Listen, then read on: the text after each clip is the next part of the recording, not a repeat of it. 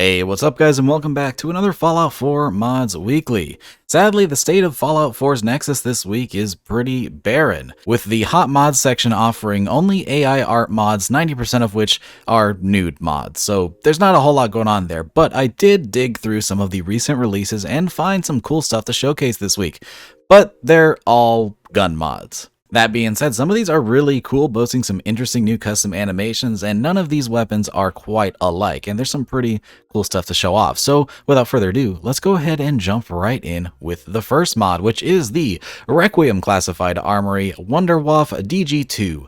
This is by ALEXPOW, and this is going to be a recreation of the Wunderwaffe from Call of Duty Zombies. If you're not familiar, this is a scrappy steampunk energy weapon that fires Tesla beams, and it has been recreated wonderfully in Fallout 4. This is going to boast, of course, a custom model, but also a set of custom animations that are very nice, and they even have custom sounds. The texture work on this gun is a little bit lacking, but everything else I think makes up for it pretty well, and it even comes with a new custom location and some other goodies that you can find there. Now, first of all, when it comes to obtaining this weapon, it is one of a kind, and you'll have to head to a brand new location added to this mod to get to it. That location is known as the Requiem Safe House Autumn, and it can be found at the very north end of the map, just next to Recon Bunker Theta. Once you head into this new location, you'll find an ambient little lab with some really cool things like Easter eggs, as well as a brand new aid item in the form of Juggernog. And of course, at the very end of this, you will find the newly added Wunderwaffe weapon.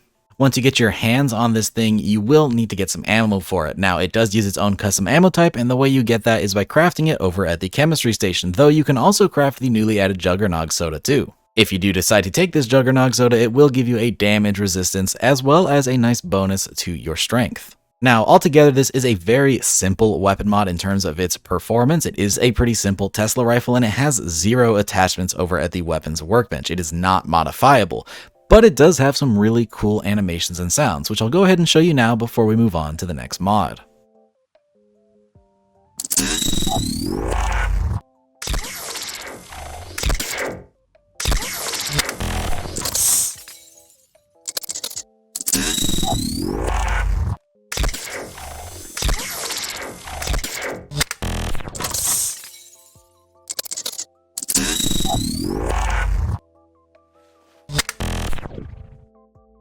Now, stepping away from sci-fi and moving back into reality, we have the AK-47, Type 56, and M70 mod by PrecisionTacos. This mod is going to add a whole lot of AKs into your game, and this isn't a typical AK mod. This is very, very specific in what it adds. Again, it adds the AK-47, not the AKM, the Type 56, the M70, and even a bonus RPK in this mod. This mod is designed for AK nerds, not a typical gun nut who knows the difference between the different AK rechambers. No. This is very specific. This mod is designed for fans of Brandon Herrera who know the very minute differences between all of these AKs, which I am not one of. But if you are, this might be a great mod for you. Each of these AKs offers very slight differences in their models to be true to their real-life counterparts, and they all have their own suite of attachments and retextures. There are tons of material swaps, offering a pretty large file size available in both 2K and 4K, and all of these newly added AKs are added into the level list and can be found all over the wasteland. Now, much like PrecisionTacos' other mods, one thing I do enjoy about this is that while it is grounded in real-life weapons, it is not overly tactical. This actually fits very, very well in Fallout, and it even offers some different Raider skins that you can find out in the world on Raiders, which is pretty cool. There's even some custom Diamond City skins so that if this ever spawns on a Diamond City guard, they'll be using those as well. This mod does come with use of custom animations. It has built-in right-handed animations from Hitman, and it even has custom sounds from Nova. If you want to get your hands on these AKs, they all start spawning in the world at different levels, but an easy guideline is the weakest variants will start spawning after level 7, and the heaviest variants will start spawning at level 50 in the form of the RPK, and then the rest will be found some point in between there. This AK pack is pretty awesome in the fact that it not only adds a handful of new AK variants into the game, but each of them has a huge suite of customization options, offering tons of different stocks, barrel lengths, bayonets, material changes not only on the receivers but the wood furniture as well, and each of these are unique to each AK variant, so it's pretty much a gun nut's wet dream. Regardless though, this is still a wonderful AK pack and definitely a really cool new addition to the modding scene. So if you want to try this out, much like all of the other mods in this video, it will be linked down in the description.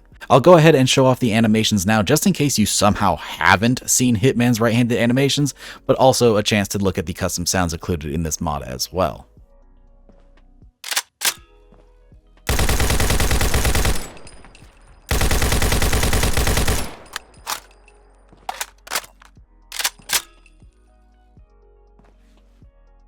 Now, the next mod we're checking out is yet again very different from the last, and that is the 10mm Wasp SMG by Sesco.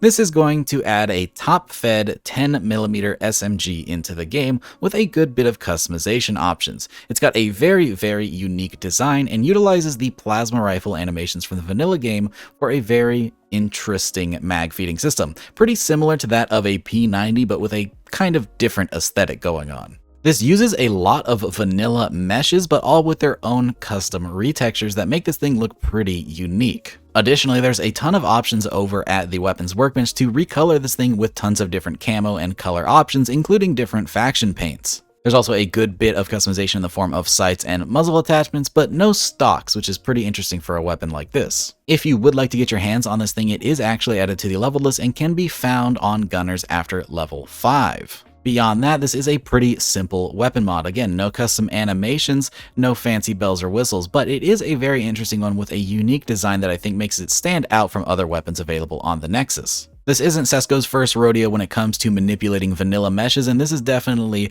a really, really cool use of them. So I'm very interested to see how they continue to improve and what kind of mods they'll have coming out in the future.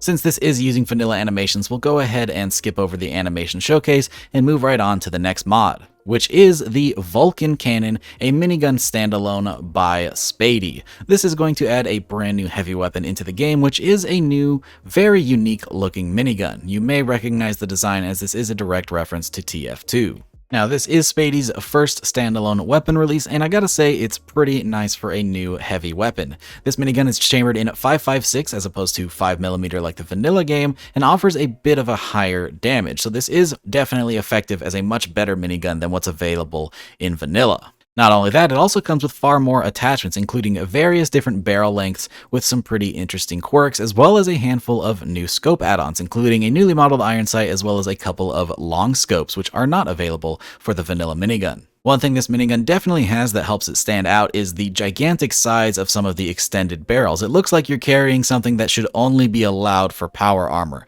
but of course you can carry it pretty much wherever you want. Another thing that's nice about this mod is it is actually added to the level list and will start spawning out in the world after level 10, pretty much anywhere you might find a minigun. While it's not too flashy or too different from the vanilla, it is still a nice alternative option and a pretty cool lore-friendly heavy weapon. So, good job Spadey, no new animations to showcase with this one. Let's go ahead and move on to the last weapon mod this week. And the last mod we're checking out is the QCQ171 by Archangel Ops. This mod adds a brand new Chinese SMG into Fallout 4. For you tactical lovers, this is going to be the mod for you this week. It's a pretty bare bones SMG, but it comes with all of the tactical attachments you might like. It's nothing too crazy or too special, but it does come with custom animations thanks to Subleader. That being said, those animations come from the APC9 and MP9 combo mod, so you will have to download that as a requirement to use this one. As far as I could tell by digging through the game files, and there's no information about it on the mod page, this mod is not added to the level list, nor is it craftable. The only way to obtain it is to spawn it in via the console, which is kind of a shame as it is a pretty cool little SMG, and I wouldn't mind seeing it around the world on gunners or other enemies like that. Now, like I said a minute ago, this SMG is pretty bare bones. While it does have a good bit of attachments, there's nothing too crazy about it that makes it stand out. While I do like the design of the weapon, it is just another pretty generic tactical SMG, but I do like that it is chambered in 38, so you do have the option to spend your gigantic surplus of 38 that you acquire in the early game. Sadly though, it doesn't seem to have any magazine upgrades, so you're going to be stuck with 30 round mags, so you'll be reloading with this thing quite a lot, as is shown in the combat footage. That being said, this is still a pretty cool little tactical SMG, so if this thing looks like it's up your alley, go ahead and consider downloading it. It'll be linked down in the description below along with all the other mods showcased in this video. With that though, I hope you guys enjoyed. If you did, don't forget to drop a rating, it really helps out the channel, and consider subscribing if you haven't already for more videos just like this. As always, a very big shout out to all of my patrons, and a special thank you to Jeremy Briggs, Backbone Chara, Danny, Freedom, Glasma, Damien, Indecisive Wolf, Logan, Rigmaiden, Lord Toast, Microhon, Oscar, Scott, Sterling, Timmy76, Youth RC, and Voider for joining that Tier 3 Patreon membership. If you'd like to support the channel over on Patreon, you can do so using the link down in the description, but it is completely optional. Thanks again for watching, guys, and I hope to see you all in the next one. Peace!